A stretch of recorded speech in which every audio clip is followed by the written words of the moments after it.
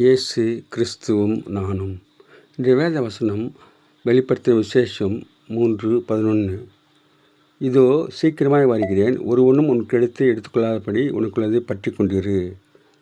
அன்பான சகோதர சகோதரிகளே, பத்மு தீவிலே யோவானுக்கு வெளிப்படுத்தின போது ஆண்டவர் பிலதெல்பியா சபைக்கு இந்த விதமாக சொல்கின்றார். இதோ சீக்கிரமாய் வருகிறேன், ஒருவனும் உனக்கு எடுத்துக்கொள்ளாதபடிக்கு உனக்குள்ளதை பற்றி கொண்டிரு என்று சொல்கின்றார். அதோடு கூட அதனுடைய சபையை குறித்து உன் கிரியைகளை அறிந்திருக்கிறேன், உனக்கு கொஞ்சம் பலன் இருந்தும் நீ என் நாமத்தை மறுதலியாமல் என் வசனத்தை கை கொண்டபடியினாலே இதோ திறந்த வாசலை உனக்கு முன்பாக வைக்கிறேன், அது ஒருவனும் பூட்டான் மாட்டான் என்று ஆண்டவர் சொல்கின்றார். அதனாலே ஆண்டவர் சீக்கிரமாய் வரப்போகின்றார். அவனவனுக்கு அளிக்கும் பலன் அவரோடு கூட வரப்போகின்றது.